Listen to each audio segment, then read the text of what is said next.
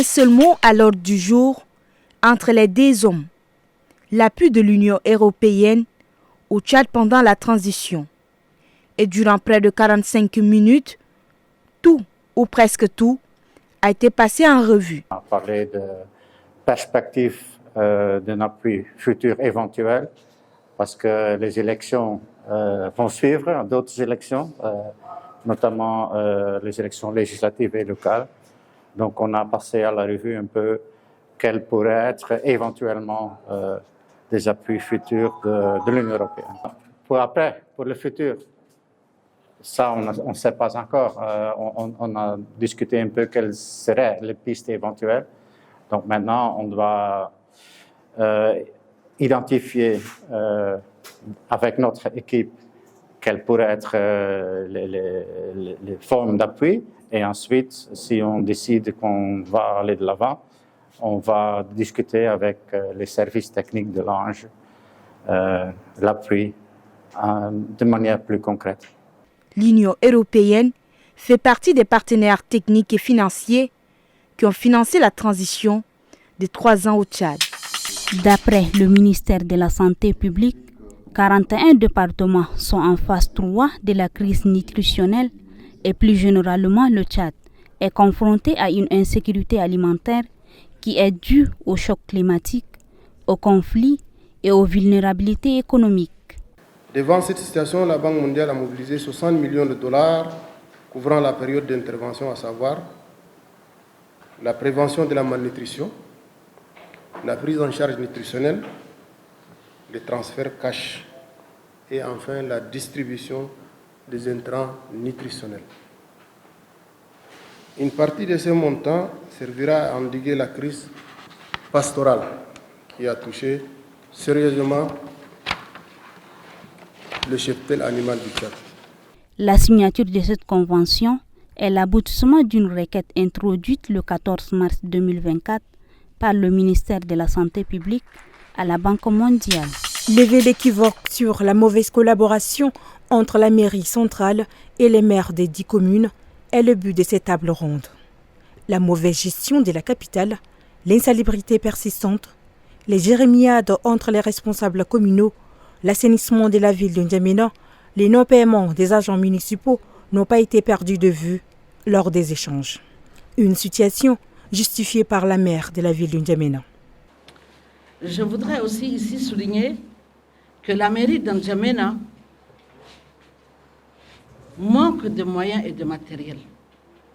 Ce que beaucoup ne voient pas et ce que beaucoup ne comprennent pas. Le ministre de l'administration du territoire rappelle les maires des 10 arrondissements à l'ordre. Le curage des caniveaux et des égouts pour l'ensemble de l'agglomération de N'Djamena est une responsabilité conjointe de la commune de la ville et des communes d'arrondissement. Par contre, l'entretien des rues et caniveaux d'intérêt local relève de la responsabilité des communes d'arrondissement. Ainsi, la commune de la ville de N'Djamena planifie et coordonne les opérations à l'échelle globale, tandis que les communes d'arrondissement gèrent localement l'exécution des travaux. Une collaboration est exigée pour l'entretien des réseaux d'assainissement dans la ville de N'Djamena. Les exécutifs des communes sont appelés à œuvrer en étroite collaboration avec la mairie centrale pour la restructuration de la ville de N'Djamena.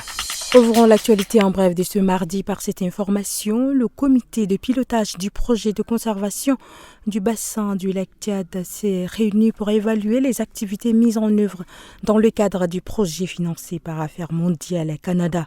Le projet vise à renforcer la résilience climatique dans les pays membres de la CBLT.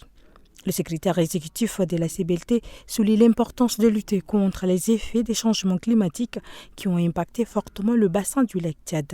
Il appelle à une mobilisation de tous pour une mise en œuvre efficace des activités du projet et pour assurer la préservation des écosystèmes fragiles et des populations qui en dépendent.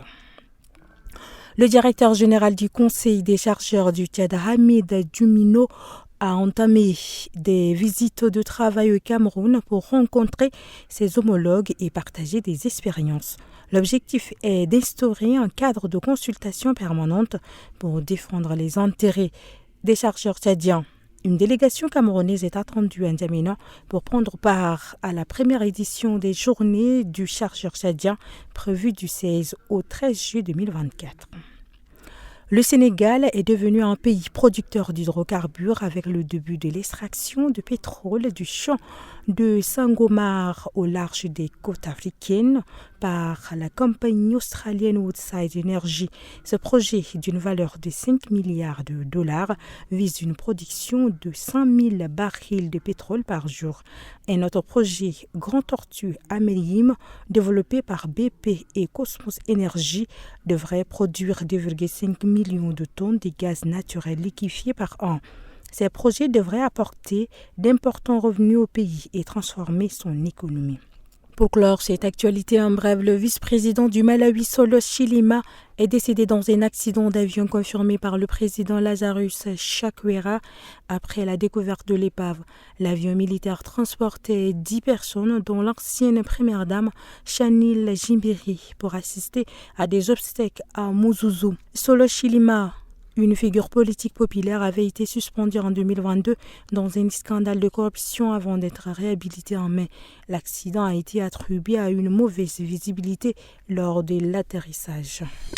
Des kiosques démolis, des étals détruits, des conteneurs remorqués, une véritable démonstration de force des agents de la mairie ce matin. Elle déguerpit ainsi les occupants de cette zone transformée en e-commerce des appareils électroniques.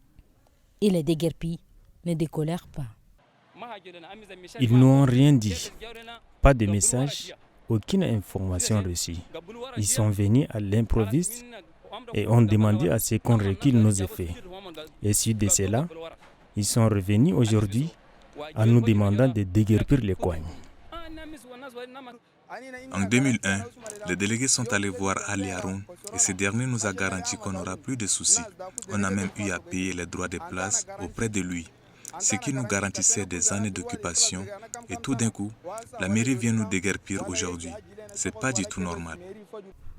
La mairie brandit un communiqué selon lequel elle a demandé à ces derniers de quitter les voies publiques occupées de manière anarchique.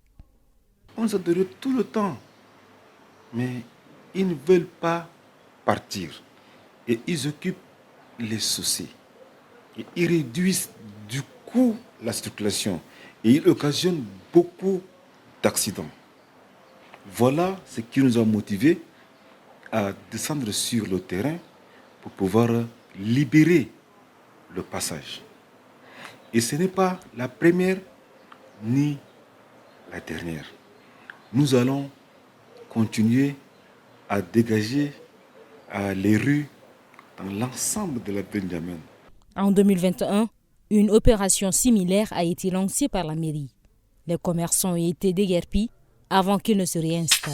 Vent debout, ces agents de Soteltia d'une voie commune réclament l'annulation d'une mesure d'expropriation de leur site. Et ce matin, par cette assemblée qui se tient de manière particulière, ils demandent aux autorités de reconsidérer leur décision. L'État a fait un décret pour rétrocéder à une autre entreprise venue de nulle part qui est Soprofim. Et nous avons tenu à venir clarifier un peu la situation à nos collègues parce que les choses sont avancées avec Soprofim qui est en train de partager les terrains, qui est en train de prendre des millions avec les tierces personnes. Et ça, pour nous, il est inacceptable parce qu'un TF est inattaquable. Et si on ne fait pas de cela notre problème personnel, je pense que c'est illégal et ça risque de toucher l'ensemble des Tchadiens.